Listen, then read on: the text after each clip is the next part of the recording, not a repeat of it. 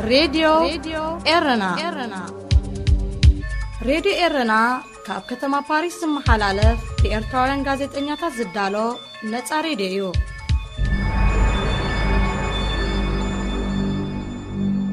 سلام كبرى سمعتي نايلومي سولوس حموشة تكمتي تحستونا كم ناي واترو سولوس سمنا ومدب سبورت كلونايو زينا كنقدمنا فلما أرساتو كابته سلامي سلمات نوبل ناب ناي كينات مرحيز تسغاغري قداماي منستر ابي اب سلطان نمقصال قال محلا فصيمو بورت سودان بزنكي ادما بمعصو قربات مغبي مدهانيت الندادن يودا كم زلو كابينه منسترات هاجر غليصو سعود عربن ايرانن بمستير زته اكايدن هذه إذاعة إرنا ناب زرزراتو مسن سجر دما قداماي منستر ابي احمد نتوساقي 5 عامات اب سلطان نمصنح قال محلا فصيمو ابي احمد بعبلال دمصي بارلاما قداماي منستر كون دحر ممراصيو بسوني 4 تقمتي 2021 حدش زمن السلطان تركيب زلو كاب تسلام سلمات نوبل ناب ناي كوينات اوان مراحيز تسغاغره ابي بزبلارستي اغلغلو زينا فرنسا كابادي سابا اب زغربو صبصاب اب سلطان اب صنحلن زحلفا 3 عامات نتقبالنتو زبدهين كبل غليصو تمراماري أتلانتيك كونسل كاميرون هودسن بوغنو كم ناي أبي أحمد عينت كاب عبي كبري بمحباب كود قمرأي نمقماتون يتسقميلو نسب توساقي أبي أحمد أبوشتي كل تعمتات كاب زل على كبر سلمات نوبل ناب علو الملاخي زورد مقانو أسميرلو حدستي تكأت مرحتي باروش تسفاتات يبوم ناب سلطان بممتع محبر السب عالم كتاللو الزناي أبي أحمد حدش تريو كم زي كونون دمدمو بسلف بلصقنا قيمو زلو حدش منقسي إثيوبيا أبالات كابينة منستراتون كالوت لعلوت سبب سلطاناتون زتغاننه لوطتات كم زي هلو يقمت قداماي منستر أبي أحمد نزز غصل 5 عامات زعبي بدوهتاتو كينات تግራይን بنهري قلقل زنقوت زلو قطبا إثيوبيانيو أب بورت سودان ود بورت سودانن كابن نابن زوسد أورا منقدتاتن منقسقاس حزب بيجاب زكايدو زلو أدما دحر معصو كم مغبي مدهانيت الندادن زامسله قربات እናተወደአ ከም ዝመፀ ካቢነ ሚኒስተራት ሃገር ገሊጹ እቲ ካቢነ በሰለስተ ጥቅምቲ ኣብ ዝሃቦ መግለጺ ተቃውሞ ህዝብ ቤጃ ፈትሐውን መሰል ዜጋታትን ምዃኑ እኳ እንተኣመነ ንወደ ፖርት ሱዳን ምስ ካልእ ክፋልቲ ሃገር ዘራኽብ ኣውራ ጎደናታት ምዕፃው ግን ንረብሓ ህዝቢ ሱዳን ዝጎድዩ ክብል ኣጠንቂቑ ኣብ መንጎ መንግስትን ተቃውምቲ ምብራቕ ሱዳንን ዘሎ ፍሕፍሐ ንምእላዩ ፖለቲካዊ ፍታሕ ንምንዳይ ዝከኣሎ ክፅዕር ምዃኑ እቲ ካቢነ ብተወሳኺ ኣገንዚቡ ኣብ ምብራቕ ሱዳን ሳልሳይ ሰሙኑ ኣቕፂሩ ዘሎ ህዝባዊ ኣድማ ንወደ ፖርት ሱዳንን ካብን ናብን ሃገር ዘራኽብ ኣውራ መንገድታትን ዓፅዩ ይርከብ መንግስት ሱዳን ነቲ ኣድማ ንምህዳእ ጉጅለ ካቢነ ሚኒስተራት ናብ ፖርት ሱዳን ብምልኣኽ ምስ መራሕቲ ምንቅስቓስ ህዝቢ ቤጃ ወይ ናዚርስ ከም ዘተየ እኳ እንተተገልፀ ንመዓልታት ፀንሐ ግዜያዊ ፍታሕ እንተዘይኮይኑ ንጥፈታት ፖርት ሱዳን ሙሉእ ብምሉእ ናብ ስርሑ ክመልሶ ኣይከኣለን منقسقاس ህዝቢ ቤጃ ኣብ ጁባ ዝተኻየደ ሓፈሻዊ ስምዕ ሰላም ተሃገር ኣብ ግብሪ ኣይወዓለን ብዝብል እዩ ኣድማ ክካየድ ፀዊዑ ካብ ብሄረ ቤጃ ዝኾኑ ቀቢላ ሃደንደዋ ነቲ ብናዚሪ ናይ ቤጃ ዝተወደበ ኣድማ ዝቃወም ሰላማዊ ሰልፍታት ኣካይዶም እዮም ምብራቕ ሱዳን ካብ ብሄረ ቤጃ ዝኾኑ ቀቢላታት ቢን ዓምርን ሃደንደዋን ዝተዓብለለ ምስ ኤርትራ ብምድርን ባሕርን ዝዳወብ ሓደ ካብቲ ፖለቲካዊ ርግኣት ዘይብሉ ዞባታት ሱዳን እዩ سعودي عربن إيرانن أب منقون زلو مسحب نمألاي زخلن زته بمستير كم زكايدا تغالعو أزيز تغالعه منيستر قدات وصا سعود عرب فيصل بن فرحان السعود مسل علوي وكيل حبرة أوروبا أبا غراو زمدناتاتن ناوصا بوليسن جوزيف بوريل دحر مرغابو بسلسة تقمتي يبزهبو حبراوي غازيطاو مغلصيو منيستر فيصل كساب 21 مسكرم اب زنبر غيزي مس إيران 4 زوريا ركبات كم استخايده بمرغات اتركب مبأتاو منبارو حبيرو زرزر زتزراربلو مارستات እኳ እንተዘይጠቐሰ ክልቲአን ሃገራት ናብ ዝዓመቆ ዘተ ንኽኣትዋ መሰረት ዘንጽፍ ክኸውን ዘለዎ ተስፋ ገሊጹ ርክብ ስዑድ ዓረብን ኢራንን ኣበይ ቦታ ከም ዝተኻየደ ኣይተቓልዐን ክልቲአን ሃገራት ብዘይካት ዘለወን ሃይማኖት ዝሰረቱ ናይ ሱኒ ሺዓ ፈላላይ ኣብ ዞባዊ ፖለቲካዊ ጉዳያት ካብ ነዊሕ ዓመታት ኣብ መሰሓብየን ዝርከባ ብፍላይ ኣብ የመን ዝካየድ ዘሎ ግጭት ክልቲአን ሃገራት ዘሳወርኦ ናይ ውክልና ኩናት ምዃኑ እዩ ዝጥቀስ كبرا سمعتنا زينا تزازيملو قصيلو سمناوي مدب سبورت كلونايو مسانا صنحو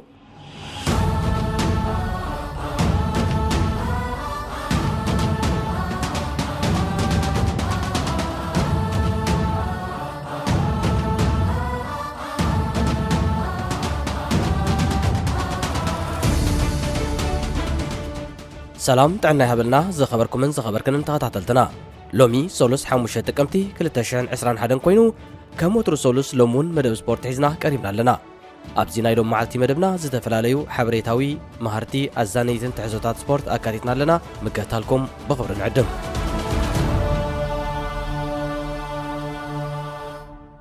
ኤርትራዊ አትሌት የማነ ኃይለ ሥላሴ በቅድሚት ማለት ሰንበት 3 ጥቅምቲ ኣብ እስጳኛ ብዝተኻየደ 1 ማይል ወይካ ኣስታት 1600 ሜትሮ ርሕቀት ሸፈነ ውድድር ጉያ እግሪ ቶታል ኤነርጂስ ኢንተርናሽናል ሚላ ደ ማድሪድ ካልኣይ ደረጃ ብመሓዝ ተሸላሚ ብሩር ማዳልያ ንምዃን በቂዑ ኣብዚ ብዝናብ ተሰኒዩ ዝተኻየደ ኣስታት 2000 ኣትሌታት ዝተሳተፍዎ ውድድር እስጳኛዊ ሳል ኦርደኔዝ ንቅድድሙ ብ4 ደቂቕን 15 ካልኢታትን ብምዕማም ቀዳማይ ኮይኑ ሪባን ክበጥሕ ከሎ ኦሎምፒካዊ አትሌት የማነ ኃይለ ሥላሴ ብሓንቲ ካሊእ ጥራይ ተፈንቲቱ ስዒቡ ኣትዩ እስጳኛዊ ዳንኤል አርቼ ወገኑ በተወሳኺ ሓንቲ ካሊእ ድሒሩ ሳልሳይ ደረጃ ሒዙ ንኤርትራ ወኪሉ ኣብ ኦሎምፒክ ሪዮን ቶኪዮን ዝተኻፈለ ወዲ 23 ዓመት የማነ ብበዝሒ ኣብ ውድድር መሰናኽል 3000 ሜትሮ እዩ ክነጥፍ ጸኒሑ ቬኪ ላውረንስ ኣብ 2000 ዓመተ ምህረት ተወሊዳ ኣብዚ ንሳ ዝተወልደትሉ ዓመት ድማ ኢልዮት ብሮክ ዝስሙ እንግሊዛዊ ኣብ ሓደ አንቶኒ ኖላን ዝተባህለ ብናይ ደም ካንሰር ተጠቅዑ ሕሙማት ዝድግፍ ኣብ እንግሊዝ ዝርከብ ግብረ ሰናይ ማሕበር ካብ ዕጽምቱ አንጉዕ ንኽልግስ ከም ኣባል ተመዝጊቡ ቪኪ ኣብ 2008 ዕድሚኣ 8 ምስ ኣኸለ ብዘይገለ ምኽንያት ቀጻሊ ብድኻም ክትስነፍ ተራየት ወለዳ ብሓድሽ ተርእዮታ ኣዝያ ንጥፍቲ ዝነበረት ጓሎም ስለተሻቐሉ ኩነታታ ንምፍላጥ ሒዞማ ናብ ሕክምና ምርሑ ኣብ ሕክምና ምስ በጽሑ ጓሎም ድሕሪ ዝተገብረላ ምርመራ ኣካላታ እኹል ሓድሽ ተዋዮታት ደም የፍሪ ከም ዘየለ ተነጺሩ ሓካይም ተወሳኺ ንወለዲ ቪኪ ንጓሎም ብእዋኑ ናብ ሕክምና ተዘምጽዋ ነይሮም ኣብ ውሽጢ ሒደት ኣዋርሕ ክትመውት ተኽእሎ ከም ዝነበራ ብምሕባር ምስናታ ሰማማዕ ወህዮታት ጉንዲ አንጉዕ ዘለዎ ሰብ እንተሎ ኣብ ብምፍታሽ ተዋፈሩ ድሕሪ ዝገበርዎ ድልያ ከዓ ናይ ኢልዮት ብሩክ ወህዮታት ጉንዲ አንጉዕ ምስ ናይ ቪኪ ዝዛመድ ኮይኑ ተረኽቦሞ ምስጋር አንጉዕ ተኻየደ በቲ ዝተሰላሰለ ምስጋር አንጉዕ ኣካላት ቪኪ ብንቡር እኹል ሓድሽ ተዋዮታት ደም ከፍርስ ስለ ዝኻለ ህይወታ ኣብ ትሕቲ ፈጣሪ ብልግሲ ኢልዮት ብሩክ ክድሕን ከኣለት ኣብ ወርሒ ናሓሴ 2019 ቪኪ ንትካል ግብረ ሰናይ አንቶኒ ኖላን ዝኸውን ሓገዝ ካብ ቅዱሳት ንኽትረክብ ዓሊማ ንኢልዮት ኣብ ማራቶን ለንደን 2020 ብሓባር ምስኣ ንኽጎይ ዕድመ ኣቕረበትሉ ኢልዮት ነቲ ዕድመ ተቐቢልዎ እኳ እንተነበረ እቲ ኣብ 2020 ዝተገብረ ማራቶን ብሰንኪ ለበዳ ኮቪድ-19 ንፕሮፌሽናል ተወዳደርቲ ጥራይ ስለ ዝተሓፅረ ግን ክካፈሉ ኣይከኣሉን ብቕድሚት ማለት ሰንበት ግን ማራቶን ለንደን ንኹሉ ቅዱስ ክፉት ብምንባሩ ቪክን ኢልዮትን ድሕሪ 13 ዓመታት ናይቲ ምስጋር ብሓንሳብ ጎኒ ንጎኒ ኮይኖም ኣብቲ ስፖርታዊ ኣጋጣሚ ተሳቲፎም ኖላን ቅድሚ እቲ ውድድር ኣብ ዝሃበቶ ቃል ቅድሚ 13 ዓመታት ንድሕሪት ተመሊሰ ክሓስቦን ከለኹ ከምዚ ዕብዳን ኮይኑ ይስማዓኒ ምክንያቱ ነቲ ገለ ዋርሕ ጥራይ ተሪፍዎ ዝነበረ በዓል ልደት ክርስቶስ እውን ብህይወት ዘርክበሉ ይመስል ኣይነበርኩን ሕጂ ግን እናሃለኹ ኣብ ጎንቲን ህይወተይ ዘድሓነ ሰብ ኮይነ 42 ኪሎ ሜትር ዝኣክል ርሕቐት ንምጉያይ ተዳልየ መንሽሮ ደም ይኹን ዘይንቡር ስርዓት ደም መኸተምታ ህይወት ኣይኮነን እዚ ናተይ ኩነት ምስጋር አንጉዕ ማዕረ ክንደይ ኣገዳስነት ከም ዘለዎ ዝምስክር እዩ ኢላ ኢልዮት ብሩክ ብሸነኹ ህይወት ሰብ ንምድሓን ጥራይ ዘይኮነ ቪኪ ሓውያ ተማሃሪት 4ይ ዓመት ዓውዲ ሕክምና ስፖርታዊትን ሙዚቀኛን ክትከውን ብምኽኣላ ዘገርም እዩ ብምባል ዝገበሮ ሰናይ ነገር ባህታ ከም ዝፈጠረሉ ገሊጹ ኣብዚ ናይ ብቕድሚ ትማሊ ውድድር ማራቶን ለንደን ካብ ፕሮፌሽናል አትሌታት ደቂ ተባዕትዮ ኢትዮጵያዊ ሲሳይ ለማ ክዕወት እንከሎ ካብ ደቂ ኣንስትዮ ኬንያዊት ጆስሊን ጂኦከስጋይ ቀዳመይት ወፅያ ደቡብ ኮርያዊ ፓርክ ጁንስን ካብ 2005 ክሳብ 2012 ዓመተ ምህረት ን7 ዓመታት ዝኣክል ማልያ ማንቸስተር ዩናይትድ ለቢሱ ዝተሰለፈ ተጻዋታ እዩ ምስታ ጋንታ ኮይኑ እውን 4 ጽዋት ፕሪምየር ሊግ 3 ዋንጫታት ኤፍኤ 4 ጽዋት ኮሚኒቲ ሺልድ ሓንቲ ዋንጫ ሻምፒዮንስ ሊግ ኤውሮጳ ከምኡውን ሓንቲ ዋንጫ ክለባት ዓለም ብሓፈሻ 13 ጽዋት ኣልዒሉ በዚ ምኽንያት ድማ እዚ ብዘይደክምን ሓኾትኮት ባህልን ባህርያቱ 3 ሳምቡ ዝብል ቅጽል ስም ዝተዋህቦ ተጻዋታይ ኣብ ልቢ ደገፍቲ ማንቸስተር ዩናይትድ ፍሉይ ቦታ ክወሃቦን ንመወደሲ እዩ ድማ ናቱ ደርፊ ክዳለወሉን ክኢል እዩ ኣብ ዝሓለፈ መወዳእታ ወርሒ ናሓሴ ማንቸስተር ዩናይትድ ምስ ክለብ ወልቭስ ኣብ ስታድየም ሞሊኖውስኪ ኣብ ዝገጠመትሉ ደገፍታ ንደቡብ ኮርያዊ ኣጥቃዓይ ክለብ ወልቭስ ህዋን ሂቻን በቲ ንፓርክ ዘመጉስሉ ዝነበሩ ደርፊ ሞራል ክህቦ ፈቲኖም ነይሮም ይኹን እምበር ኣብ ዝሓለፈ መዓልታት ፓርክ ጁንሱንግ ምስ ፖድካስት ክለብ ማንቸስተር ዩናይትድ ኣብ ዝገበሮ ቃለ መጠይቕ ብዛዕባ እታ ደርፊ ምስ ተሓተተ ደገፍቲ ዩናይትድ ነታ ደርፊ ዳግማይ ንኸይደርፍዋ ተማሕፂኑ ፓርክ ዝምሕፅንታ ዘሕለፈ እታ ደርፊ ደቡብ ኮርያውያን በላዕት ስጋ ከልቢ ምዃኖም ዝገልጽ ትሕዝቶ ስለ ዘለዋ እዩ። እዚ ወዲ 40 ዓመት ተጻዋታይ ደገፍቲ ዩናይትድ ንዝኾነ ይኹን ሰብ ክሕርቑ ወይ ክብድሉ ኢሎም ከምኡ ከም ዘይብሉ ይፈልጥ እየ። እንተኾነ ግን ኣብዚ ግዜ እዚ በላዕት ስጋ ዝብል ቃል ምስ ናብ ደቡብ ኮርያውያን ዝቐንዐ ዓሌታዊ ፀርፊ ዝተኣሳሰረ ስለ ዝኾነ ንማንቸስተራውያን ደው ከብልዋ ክምህሮም ይግባእኒ እዩ። እዚ ቃል ንደቡብ ኮርያውያን ዘይምችእነት እዩ ዝፈጥረሎም። እቶም ንኣሽቱ ተጻወቲ ነዚ ደርፊ ክሰምዑ ይሓዝነሎም። ኣብ ኮርያ ኣብዚ እዋን ኩሉ ነገራት ተለዊጡ እዩ። ልክዕዩ ብታሪክ እንተዳርኢናዮ ስጋ ከልቢ ንበልዕ ነርና ኢና። ሕጂ ግን ብፍላይ እዞም ንኣሽቱ ወለዶ ኣዝዮም እዮም ዝጸልዎ እቲ ባህሊ ተለዊጡ እዩ ብምባል ለቦኡ ኣመሓላሊፉ። ክለብ ማንቸስተር ዩናይትድ ቦገና ብድሕሪ ሓበሬታ ናይ ፓርክ ወግዓዊ መግለፂ ብምውፃእ ደገፍቲ ድሌታት ፓርክ ከኽብሩ ጠሊባ።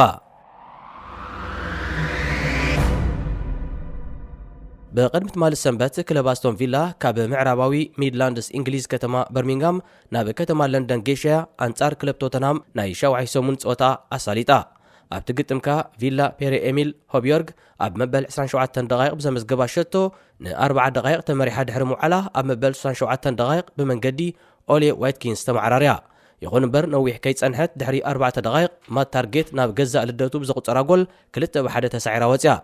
دحرت صوتا اتا كلب اوتوبوسا ناب مدبرا كتما برمنغهام كتغنع كلا حلقه غانتا تايرون مينكسغن سانتو حيزو نبينو اباف دغ ستاديوم توتنهام هوسبرز عنيني كبل اب كاميرا دغفتاتيو قالوا هبتريتو استون فيلا كسابنا حلقه غانتا رسيعه كتكيز جبرا مغنيات اتزغاط مسعرت امنا مريروا كخوني خيليو كبلون كلو قلقا نتي تليفون نادوله اباف دغ ستاديوم توتنهام تعانيدو زنبره مينكس اب كتما لندن زترفو غداي كيهالو ايترفنيو بمبال ريتوم هيبوم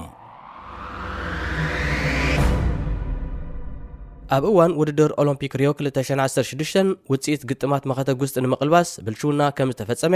ነቲ ኩነታት ዝመርመረ ፕሮፌሰር ሪቻርድ ማክላራን ኣፍሊጡ። እቲ ካናዳዊ መርማሪ ኣብዚ መደምደምታ ንኽበጽሕ ምስ ዝተፈላለዩ ወገናትን ምስክራትን ኣስታት 40 ቃለ መጠይቃት ከም ዘካየደን ኣስታት 2 ሚልዮን ናይ ወረቐት ኢሜይልን ድምፅን ቪድዮን ሰነዳት ከም ዝተንተነን ኣረድዩ።